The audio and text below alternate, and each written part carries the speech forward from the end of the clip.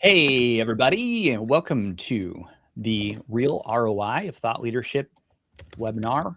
It's myself, Justin Vaco, and I have Stacy. You want to introduce yourself? Yeah. Hey, everyone. I'm Stacy Olesko, messaging strategist, and I'm excited to be here having this conversation with Justin.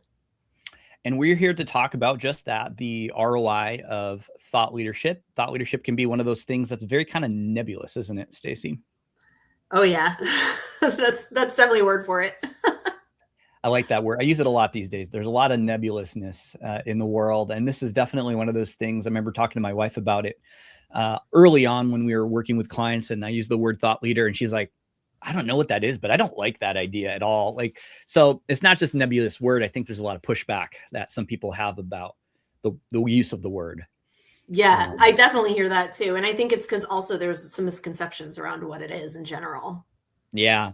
So today we're going to dive in with some use cases for thought leadership, what it is not. We'll start with that. And then we're going to go through and just panel style. Stacy and I will talk about what we're seeing about it with clients and with the market that we're seeing in general. We'll be here 30 minutes. And if you guys have questions about thought leadership, do put them in the chat. And with that, if you're here and you're joining us, do let us know where you're joining us from. Let us know in the comments. And again, if you have any questions, pop them in there, because that's what this is. This is a two-person conversation. We kind of have an outline. We have a Google Doc up here with some juicy tidbits we're going to go through, and some questions from some of you ahead of time that you sent. So thank you for that. We're going to dive into those at the end. So we'll be here 30 minutes, and then we'll stick around if need be to answer any questions after that. And Devin says nebulousness, new band name. Yeah, nebulousness. Yeah, that's a mouthful. Good luck with that one, Devin.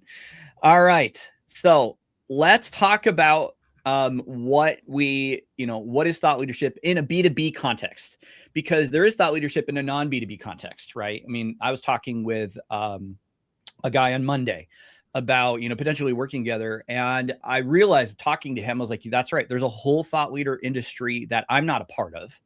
That is the Mel Robbins of the world. It's the Matthew McConaughey's of the world.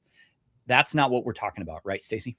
Right. Absolutely. Yeah, that's definitely leadership, thought leadership, and it influences a lot of people, but we're talking about influencing, decisions and building trust.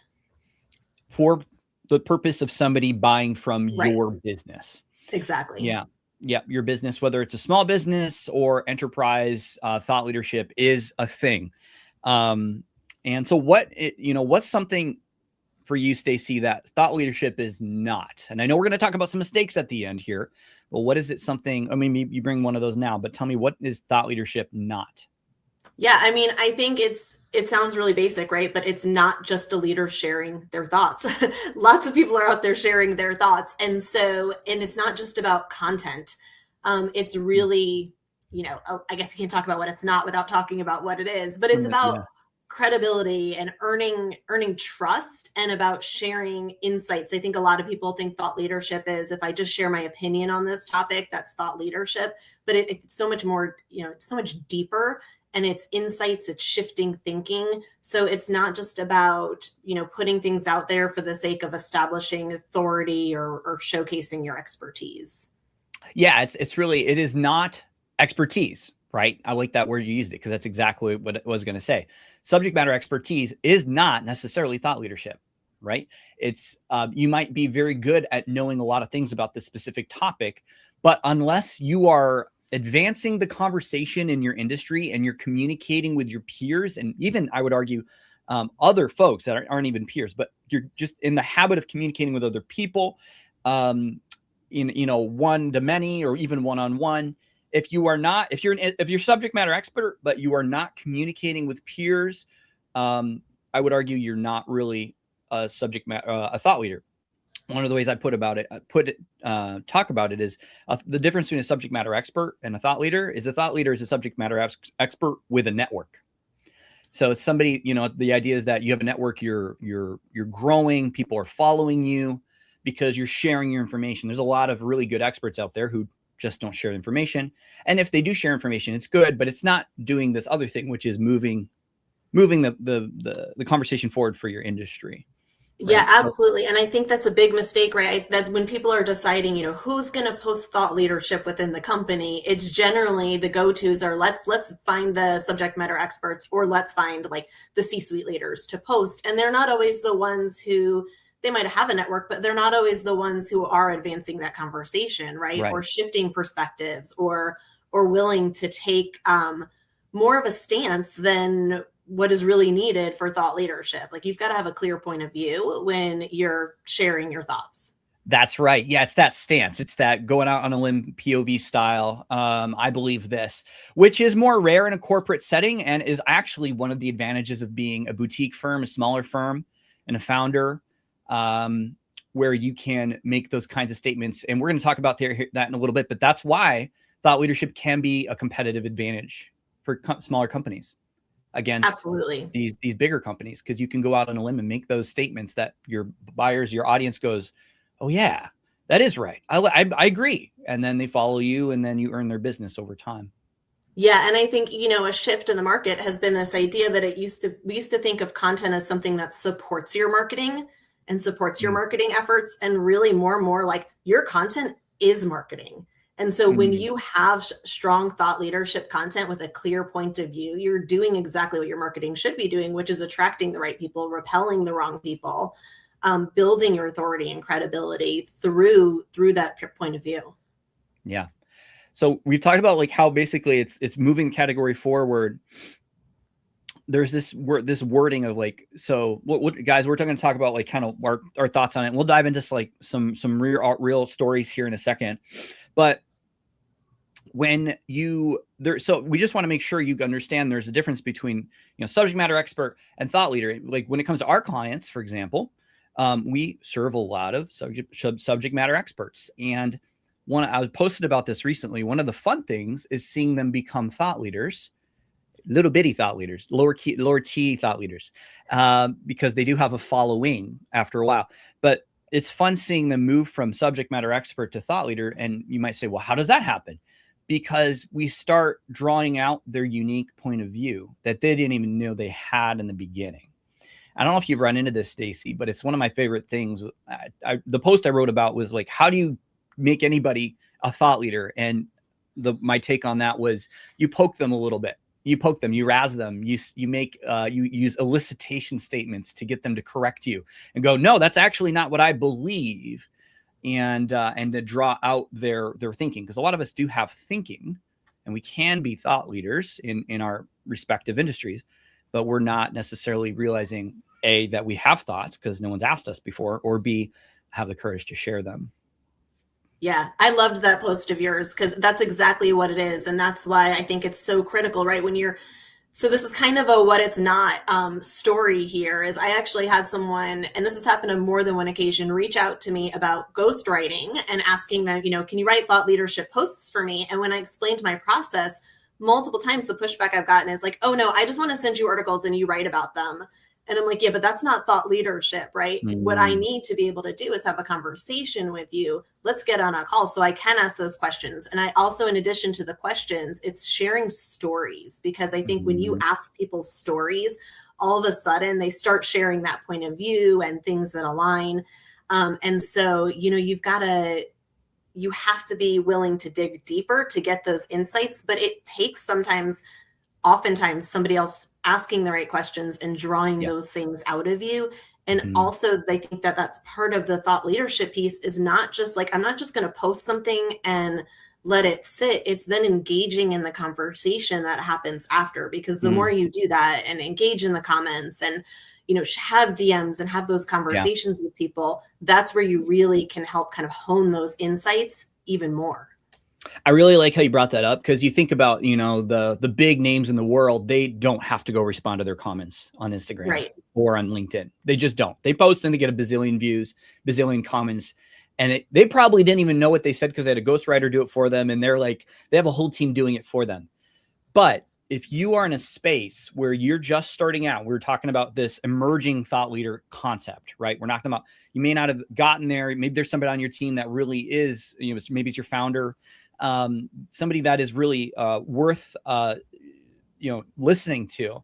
There is at that stage, you've got to put in the work of rewarding your community. Remember that I said a difference between a subject matter expert and a thought leader is a thought leader is a subject matter expert with a network. So that means you have to put in the work of developing your network, either you or your team or your VA. And we see that over and over. To your point, like, you want to talk about ROI at the early stage, you have to put your time and effort into responding to comments on LinkedIn, because a lot of people don't realize LinkedIn is a networking platform before it is a social media platform.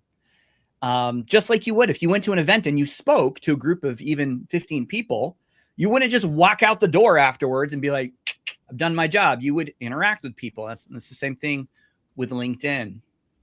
That's the analogy I use all the time. I'm like, you wouldn't just go to a networking event, hold up a sign like, here's what I do, or right, and just not respond to people. So yeah, absolutely. And I love Kelly put in the comments, like, I agree about sharing the stories. You have to show you have the actual experience in the field, not just that you read stuff, because there's a plethora of information out there. We all have access to read things, right? And can synthesize other people's information. But when we share those stories, yeah, Kelly, that adds another level of depth for sure. Yeah, it's that lived experience, right? It's not just I'm an academic, which is important. We need academia. We need those folks to do research and to draw all of the synthesization of all these different data points. It's that lived experience. I've been there, done that, and here's why. And I've been there, done that multiple times enough to see the patterns in my own experience. And that's a form of wisdom when you think about it. Wisdom is learning across multiple experiences and having principles you use in your life and you teach others. Let's talk about why it's important for a marketing strategy. Let's get into some of the ROI stuff. So we, Stacy and I, we're not, these, we don't have these surveys we can run. So we're going to use a bit of our stories. We've started sharing a little bit, but also some market data, like the LinkedIn Edelman report is a fantastic data source for understanding the value of thought leadership. And what's striking to me, Stacy, is a lot of people just aren't aware, I think, of this resource as much as it's out there. But it's easily available. You can go look at, they do a new one every year. What's the value of thought leadership? And one of those stats, and this is my favorite one to use, it's not even related to video, which is our thing. It's like, if you share what's considered good thought leadership, so the qualifier there is good, it opens the doors to, and 9 out of 10 executives agree that it makes them more open to sales and marketing efforts directed at them. And I don't hear anybody talking about that stat, because that is a massive enhancer of any effort in sales and marketing, right? Absolutely. Yeah, that's huge. That is huge. The thing that strikes me about that is it's so huge. And it's not even video, but if you can embrace, so we're talking about ROI, like, what's the return on investment? It's going to grease the wheels. That's really the takeaway. If you take nothing else away, what's the ROI? It's going to grease the wheels. Is it going to carry your sales and marketing? No. But I mean, in this day and age of AI stuff and content, we don't even know, is it written by a person? Is it written by an AI? People are getting very skeptical. Yes. To Kelly's point, we want stories. We want lived experiences.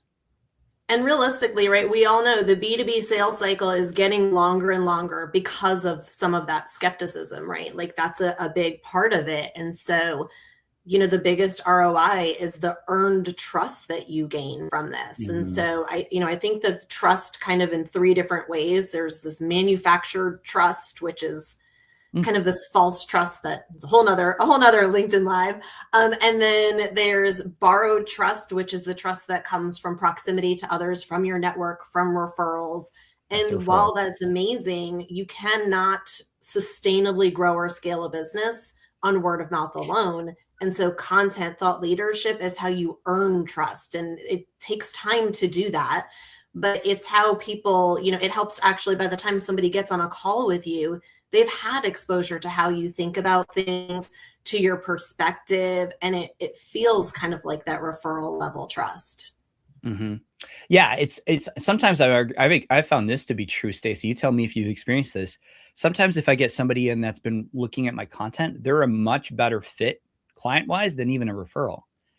Yes. Because the referral, they're just there because they trust the person. They may not have known. Often they jump on a call. I get on a call. What do you know about us? Nothing. Okay. Yep. All right. Well, let's start from scratch. Let me explain the process, right? And all of a sudden now they're thinking, well, do I really need that? And all of a sudden they're taking a step back in terms of usefulness.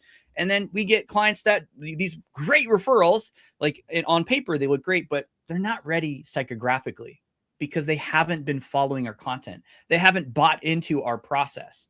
That Exactly. is what we're talking about, guys, with this kind of Yes. stuff. Yeah, I love that. And it's, I think people tend to think at surface level when they think about processes, and they think, and thought leadership feels kind of like scary to talk about. But I think good thought leadership is just a mix of all the things you're talking about anyway, but you just go a little bit deeper, a little more insightful. Here's my process, and here's the shift I've made, and here's why, or here's why I do it differently than what other people do. But yeah, exactly. They learn what you value, how you think about things, what problems you solve, and all of that. And by the time they get on a call with you, if you've done a good job with your thought leadership, they already feel like they know you and they have a sense of who you are and what you bring to the table. And it totally shifts the conversation. Yeah, because at that point, it's not about what can you do. And Dr. Danielle, we'll get to your question here. I think this might help you. It's people don't buy from us because of what we can do in terms of an outcome. They buy from us, and especially high ticket, high trust sales. They buy from us because they want that certainty. They know we've been there, done that. We've got the stories to back it up. And then the last thing I would argue is we've got a POV. That's what we're talking about, perspective, right? If you don't have a strong perspective, people are going to do business with you as a commodity and not as somebody that they know they can trust you to be thinking about this and to be building a business around this that works, versus just hiring you to do the tasks. And this is something I've been learning about in even my own business with our video stuff, because we can bridge the execution gap on video. But if someone's not bought into the idea that this is a long-term play, you need to build trust, not over just weeks, not over just months, but years to get those $100,000 contracts. They're going to churn. They're going to be gone. And so this is something I've even been learning about in my own business. Like, if you don't lead with your perspective and your way of seeing the world and the ideas behind why you do what you do, you're going to struggle to attract right fit, long-term, high stakes clients. Yeah. And I think, people are so worried sometimes about when they hear POV is that it either means that I might repel people. It might not, align with everyone, but that's exactly what you want. You want people who hear that point of view and are so taken in by it that it is a good fit. And I think, the other worry of this is like, am I being too contrarian? And having a strong point of view doesn't have to mean that it's a contrarian point of view. No. And so I think there's just so many misconceptions around that. But yeah, Stacy will send the recording. It's super valuable. Well, the recording, a fun fact about it on the LinkedIn Live, it'll be available recording right when we're done. So it'll be there to replay. That's the cool thing about LinkedIn Lives. Thanks, Stacy. Appreciate that. So Dr. Danielle, let's wrap up here real quick with some of these thoughts, Stacy, on common mistakes. Let's dive into common mistakes we've seen. And let's do some Q&A. We'll get to Dr. Danielle's question. And then we have some other questions that were sent in ahead of time for this. So do you want to start with one of the first mistakes you see with? Yeah, I think I actually have kind of talked through a lot of these already that I was thinking of. So I would say one big thing, a huge hesitation, is there's this fear of being wrong and losing credibility. And so people shy away from thought leadership because it's like, well, what if I say this thing and I take this stance and then it turns out that I change my point of view later, or something happens to the contrary. And to me, that's actually really powerful. Like, that's powerful thought leadership when you can take a stand and then you can later say, hey, here's something I've changed my thinking around, and here's why. It shows the depth, it shows the nuance, and it shows the insight, and it shows that you are really, like, you understand. You're not just spitting out facts or like busting myths, but that you're reflective, you're introspective, and those are the kinds of things that really bring good thought leadership. And so you don't lose credibility because you say something that is maybe wrong. Yeah. It's the willingness to be humble out loud. Yes. Is what you're describing. Yes. And maybe this will help you guys, because if you're like, well, I don't know, if you're getting stuck on that, I want you to remember, if you are sharing your ideas over months and then years, and you're able to be humble throughout that, people will remember some of what you used to say, but they'll remember the person you are today more than the person you were 3 years ago. And so if you can continue to change as a person, change your perspectives, because this happens to all of us. You know, even research studies comes out. I see it all the time. 10 years later, it turns out this is actually bad for you. No drinking is good for you. We thought red wine a little bit. No. So it's okay. Like, this happens. We get new data and we can change our minds. And imagine if we were all just walking around having the exact same beliefs we had 20 years ago. We would not be very mature, would we?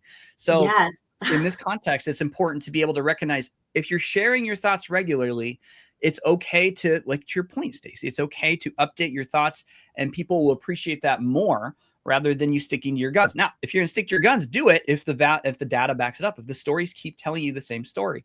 But don't do it, you know, don't be afraid to share if you're only going to, because you're afraid of changing your stories later on. Exactly. Exactly. Yep. One of the things we see is short-term thinking. Like, to your point, this is kind of tied to that. Like, I'm just going to share it one time. I'm going to do it one time and then not again. But if you're sharing on a regular basis, this is something that grows with you and that you get better at.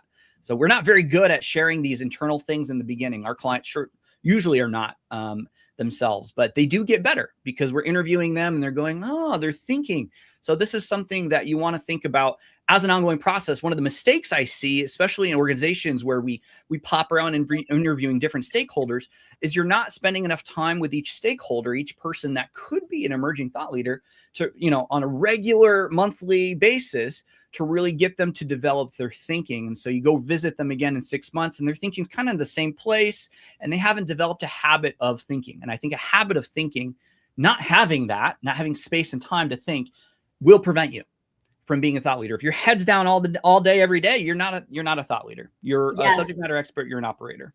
Yeah. Yeah. And I think too, you know, I always think of it, it's like a muscle. It's like anything else that you have to build. And that sounds silly, right? Like, I have to build my thinking muscle, but you really do, because just because you are excellent at what you do doesn't mean you know how to clearly articulate what you do or what you value about what you do or why that's important or how that impacts your audience. And so the more you do it, the easier it gets to do it. That's right. I have 2 more mistakes. I think I was looking at the list because we have too many, but these are 2 that I see are really big ones for a lot of folks that come to us. 2 mistakes. I'll go through them fast speed here. Number 1, assuming you have to have high charisma to be a thought leader. I mean, that is one I keep running into. I talk with people all the time and it's like, oh yeah, this person would be great on video. And why would they be great on video? Oh, they have high charisma. And I go, and it's always a challenging, like, I don't want to oppose them, right? I don't want to say, actually, you're wrong. But one of the biggest surprises to me over the last 3-4 years of doing this is that some of our best thinkers are the ones who are the introverts, and they don't have charisma. So you don't need charisma to be a thought leader. I'm sure you've seen that too, Stacey, right? Absolutely. And I think it's often, right, like the quietest person in the room is the one who's taking everything in and forming those opinions. And usually they're the ones who have the most insightful things to say because they've been observing, because they've been processing. So absolutely. Yeah. And I think the same is true in your written content. Absolutely. Yeah, that kind of makes sense. If you're the quiet one, that means you value thinking, you have more boundaries. So you're going to synthesize more than the person that is just going fast all the time and loud. And then the second thing is no distribution of your ideas, no visibility on your ideas. A thought leader, you can be how small do you make this definition, right? If you lead one person, are you a thought leader? I don't know. We're not going to go there. But if you really want to emerge and you want to get bigger, you need a distribution plan. And that's not based on motivation. That's based on a system that you build, right? That's one that I see a lot is, well, I've got all these great ideas, but there's no system to distribute the ideas. So like with our clients, they're meeting with us and we're interviewing them and we're publishing it for them. They don't have to do all the nitty gritty. So whether you do it internally, a lot of people do this. They do it internally. They have a good system, or you do it externally, like what our clients do with us, or a mix. You need to have an effective distribution system. And obviously I'm biased, but I always say start with video because that goes everywhere, not just on LinkedIn in a text post. So those are the 2 ones I think are really important to mention. You don't need charisma, but you do need to think about how are we going to get this out there on a consistent basis in a way that that matters to our our followers, our buyers, our clients, etc. Yes. And I know like we do have this long list, but just two more quick that Yeah, yeah. I'll add that kind of tag along with that too is the goal too is not just about volume, like attracting lots of people. So yes, you want to get it across consistent channel, like a lot of different channels so that you are in places where your clients are, but you want to attract the right people. And so I think that that's really critical too. And then also, this mistake of like, sometimes people think silence means it's not working.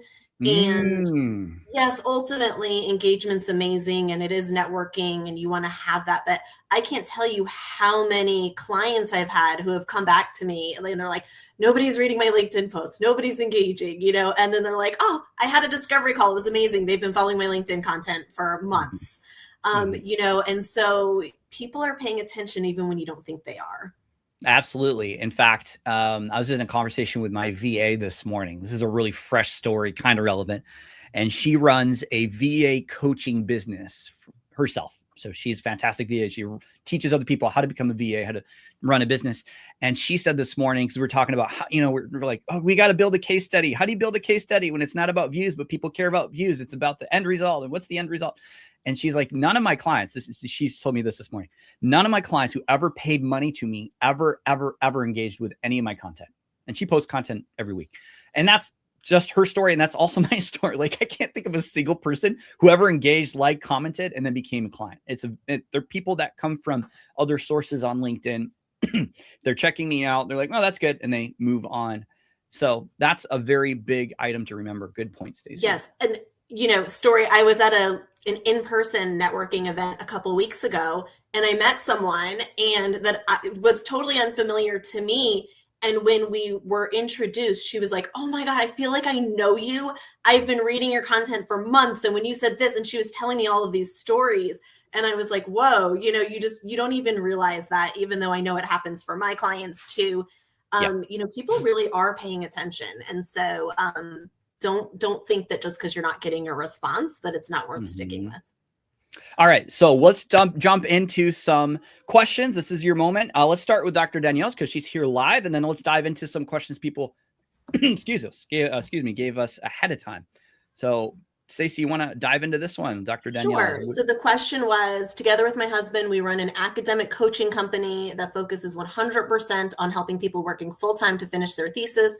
Would you advise me to move from how to post to more testimonial and transformation stories, or a healthy mix?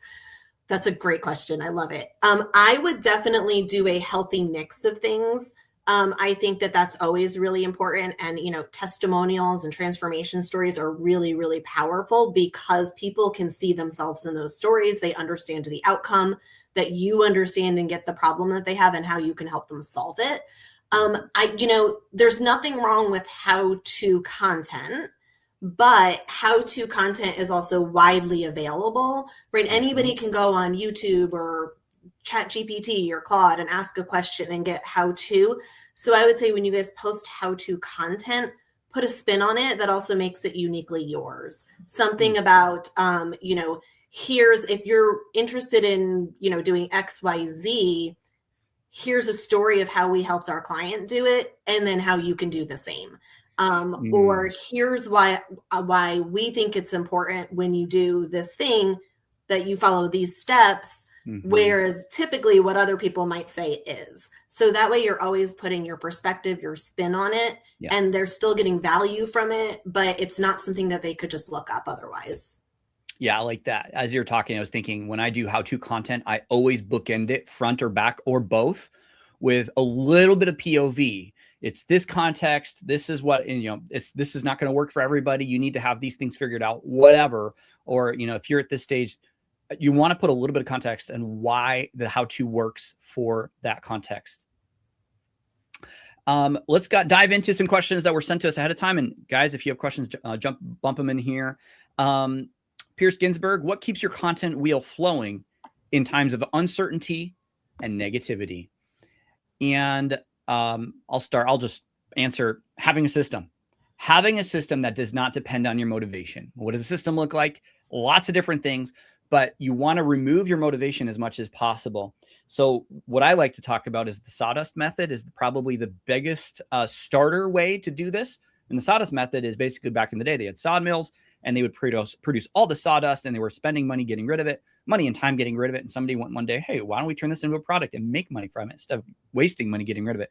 And if you apply that to a content problem, we can think of all the times in sales calls and networking calls, we're sharing information and it's never getting used, but it's really good information. So simple fix now with these AI note takers, I use Fathom, use a Fathom or something like that, have it follow you along, and then get in the habit, you or your VA, to go and grab that once a week and then say, this is a good post. What about this? And then you can build out the system from there. So that's probably the baseline system. If you're doing nothing, to start thinking about something using an AI note taker, watching, listening to your calls as is. Yeah. Yeah. And I'll approach it a little bit more from kind of a different level of, the uncertainty and negativity. If you have a system, that's really helpful, because otherwise, right, it's hard to focus and think about what are the things I need to be saying, and does this feel relevant at the time? And so you just have, like Justin said, that system. But I also think, depending on your industry, your role, the size of your business, it's okay to also, in times of uncertainty, address that in your content. I work with quite a few, most of the organizations that I work with are values led, they're impact driven, they're purpose driven, right? It is very real that times of negativity and uncertainty are impacting their clients. Mm-hmm. And so if that's the case for you, use that for content. How is it impacting your space? Mm-hmm. And it's okay to be very human. I think thought leadership is not about, again, positioning yourself as an authority or an expert. It's about positioning yourself as a human, as somebody that is trustworthy and has insights. And so, you can address those if it makes sense to do that within whatever your role is. And I know that that's not realistic for everyone, but that's just another approach.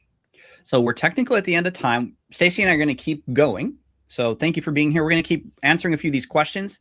And again, if you have any, put them in the chat.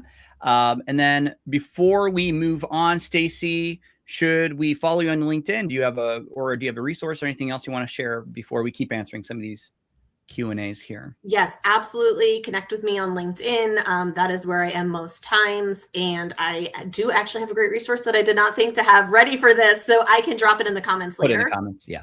Yeah, so I'll go ahead and drop that for you guys later. And then my newsletter is also a great place. And so I'll drop the link for that as well. Okay. And I have a resource called the 60-second video starter pack. Helps you get started with video, gives you basically the outline of the system I described before. If you guys want that, drop it in the comments. Even if you're watching this back, let's say you're watching this 3 weeks from now and you're like, oh, I want that. Just put it in the comments or tag me or DM me specifically, and I'll send you the link to that resource. It's the same process we use with clients. I've just pulled it apart and have given it to you as a resource you can use for yourself if you so choose, to get you started using whatever resources you have on hand. So let's dive into the rest of these questions. Lost my tab. There we go. You want to grab the next one from Sarah Darling, Stacey? Yes, I think. Hold on. Do I have that one? Okay. So the question, twofold question. So this was the one that you had a little bit more context around. Can you actually pose this question? I think this will be easier, and then I can hop in. Yeah. So Sarah's asking the two-part question. I had a better version of it in the second screenshot, but basically, how do you measure the effectiveness of thought leadership? For example, what if it's different depending on your context? She mentioned speaking engagements, selling a no obligation, low entry offer, writing a book, creating a book buzz. How do you measure the ROI of different types of initiatives that could benefit from thought leadership? Yeah, so that's an easy and a hard question to answer, right? Because thought leadership builds trust over time. And so it is really hard to say there's going to be this very tangible ROI that you can say that comes directly from thought leadership. But right, a lot of the qualitative things that happen are, like we mentioned earlier, you start getting on discovery calls, sales calls with clients, and they're cold leads, but they're not, because you've built trust with them through your content over time. They already have a sense of the value that you provide. And also, I would say when you're thinking about the different kinds of posts you have, the way to measure the ROI on that is sometimes what's the goal of the post, right? You should never write anything or I'm assuming record something without understanding like what's the takeaway here, Mhm. what's the goal, and what's the action I want people to take. So Mhm. if you want, to get speaking engagements, then are you connecting with people and are they commenting on the content that you're talking about around speaking engagements, right? Or are you hearing your ideas articulated in other places? Is it opening doors for you over time? Mhm. So yeah, it's not as easy. You're not going to post something and probably get Yeah. a DM the next day like, hey, we'd love to have you for a speaking engagement. Mhm. But you'll start to see the people coming into your network that you want to come into your network. And it just changes the conversations that you're having outside. Yeah. Yeah. It's very, very subjective. There's a lot of moving pieces. And I think you're addressing that. It's simple and it's also difficult. It depends on, what stages you've built and how you can build off of those stages or those logos, client logos, and how you can leverage those. It depends on how active you are on LinkedIn. It depends on the subject of your talk. Maybe it's a great talk hidden behind a crappy title. There's so many factors that can happen, but you can, if you want to look at the effectiveness of each channel, at a glance, I think what you said, Stacy, is right. Without going into like the nitty gritty of like, how do we actually measure effectiveness? You want to know, is there momentum in each one, obviously, and the way you measure momentum is very different depending on your goals and your timeline, your appetite for Yes. timeline. I think a lot of people forget, if you want to be a speaker on stages, especially like a keynote, that takes years. That takes years to get to that moment, assuming you're doing all the right things. There's a reason why they say you become an overnight success and it took you 10 years to get there. Right. There's a reason why that is a thing, because it's true. Ask anybody Will Greenblatt, who teaches on getting on stages, like ask him about that. He will tell you that. So these things, the biggest thing is trust the process, do it as long as you can, as consistently as you can. And then you will see things happen. If you do it for the purpose of getting the outcome, you will burn out and you will forget about it. And you'll say, never mind, I'm throwing it away. And I see that happen over 3 to 6 months. It's not working. 3 to 6 months. Your competitor's doing this for 3 to 6 years. Like this Yeah. is the long game we're talking about. Yeah, Matthew you've got to Silverman, commit to at go ahead. least a year, I think. Yeah. Oh, at least a year. Absolutely. Yeah. Yep. And every context is different, but yeah, think in years, not in months here. That's why we're talking about systems. What system can you commit to that's sustainable for you? Matthew Silverman had a bunch of questions. How to create better content. Share your perspective, Matthew. Like we talked about that. Like include your perspective. How to use AI as a tool, not a replacement. Stacy, do you want to talk about that one? Okay, well, I will do the best I can briefly to talk about that because I could have gone on for 30 minutes just I about know that that alone. in and of itself is a whole thing. Yeah, and his next question, like he has another question about when should I not use AI. So I'm gonna just kind of tackle both of those at the same time. So yeah, I mean exactly what you said. AI is not a replacement; it is a tool. And so, I mean, the first no is just don't use it to generate your content, especially when you're trying to think about thought leadership content. And by generate, I mean straight generation, right? Like, let me put a prompt and you spit out a post for me. All AI can do is use existing information. And so if it's drawing upon existing information and it's pulling from resources that are readily available, all you're getting is the same output that's already out there. Mm-hmm. And so you're just sharing someone else's ideas, and that is not going to get at your point of view. It's not going to get at your stories. Mm-hmm. So definitely, I just don't do it. Don't use it to just straight generate your content. It is great for ideation. I mean, Justin mentioned earlier those transcripts. I use call transcripts for everything. Plug your call transcripts into ChatGPT and ask it, what are patterns? What are trends? What are questions that people are asking? What are their hesitations and objections? What are the pain points they're naming, right? All of those things help you think through your content. And then a tool that I love, because I know a lot of people say, like, I can talk about what I do, but then when I go to write it down, or maybe when they go to, say it on video, they struggle to be able to do it. So I love using AI as sort of like a dictation tool. This is how I draft the first draft of every newsletter, is I talk 25, 30 minutes right into it and just have it dictate everything. And then you can have AI go back and help you refine ideas, find things that are redundant, check for consistency with your tone and voice. But yeah, so that's a great way. And there's about a zillion more, but I don't think we have time lots to of good get use into all cases. those. Yeah. We personally don't use AI. We don't use AI. I don't use AI because I found it takes the edges off my thinking. I tend to start defaulting to its ideas versus my ideas, and I start getting kind of like off course with where I want to be talking about. I want to be talking about the things that my people are thinking about, not what AI thinks my people are thinking about. And so Yeah. I learned a long time ago, I can't use AI for my own content. What we do instead, you asked how to create better content. I mean, content buddy system. You find a buddy, you ask them questions, they ask you questions, you record the thing, and you've got content for days. And so that's kind of a more intentional way of doing the sawdust method. It's the core of our business model, but anybody can use it. You find a colleague, you find a client even, and you ask questions and you just have a conversation, 30 minutes, an hour, whatever you decide to. And it's got a nice 2-for-1 benefit because you're also building a stronger relationship with that person, getting to know them. So it's like basically a really intentional way of looking at networking, if you will. But I do recommend with that system making it consistent, because it doesn't work if you just do it once in a great while, because then you're gonna stumble yourself. You're never gonna get to it. So again, coming up with a system to make that a thing regularly.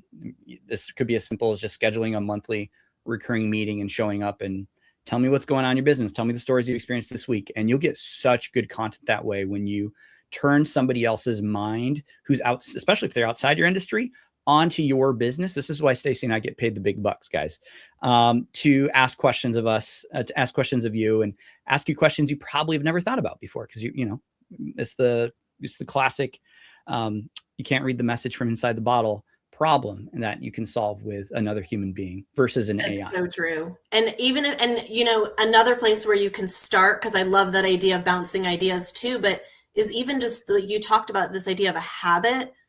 If you're writing content, just do it every single day. It's the only way to get better at it. And don't be afraid to put crappy content out to start. We all did it, right? I'm sure there's still things I put out sometimes where I'm like, why did I put that out? But you know, the only way that you can get better at writing content or any, you know, sharing any kind of content is just by doing it. And you know why you put it out? Because you didn't think it was crappy before you did it. And then after you did it, you realized it was crappy. So that's why you got to do it, to find out if it's crappy. Yeah. And look, I'll tell you right now, some of the strongest inbound leads I've gotten have come right off the back of crappy content where I'm like, why did I put, like, that was terrible. I wrote, you know, and I things I've almost deleted, but Yes. maybe it wasn't my most well written, but Yeah. it connected. It connected. And that's the curse of knowledge, just getting smacked in the face there, because that's what we all do as experts. As people are thinking about this day in and day out, we're thinking level 100 up in our heads are in the clouds, but our buyers are down at level 0, level 1, maybe level 50. And so what feels like crappy content to us sometimes can be very connected to their level, because to us, it's like, that's not my standard. But guess what? Is the exact standard your buyer needed to go, Stacy gets me. Exactly. Last question. This is a good one from Katie, and this is a bigger enterprise level thought leadership question. So we've been talking a lot about, you know, how small companies, boutique firms can do this. Enterprise, what happens? Her question is, if leaders aren't strong, don't communicate well with teams, and their leadership style and messaging is misaligned with the brand, how does that impact success? Are they dragging down the brand? So basically, can your brand be affected by a poor person doing thought leadership? Stacy. 100% yes. I will say, I don't think people realize, and this is one of the biggest issues I have run into with enterprise level clients, is this idea of misalignment. Like, you have to have internal alignment before you can have external alignment within your messaging. And so it is really important that everybody is on the same page and is aligned. And it, you know, it kind of speaks to this idea of like marketing and sales working in silos. And you have to have consistent messaging with how you're talking about your brand, both within it, and it absolutely does drag it down. And so I think that that's the most critical place to start, is getting stakeholders aligned first. So you know how to talk about it consistently before you even think about what this looks like marketing wise. And as a messaging strategist, that is not something we do. That is purely in Stacy's court there of how do you get people aligned around a core message. Yeah, that's it's critical to the work that I do. So absolutely. Well, we come to the end of our questions, and I think we can wrap it up there. What do you think, Stacy? I think so. I think so. I love all the comments. You guys, thank you for engaging and being here. And you know, of course, keep the questions coming. You can send us DMs or add them here, and we're happy to answer them. All right. Well, thanks everybody for being here. Thank you, Stacy.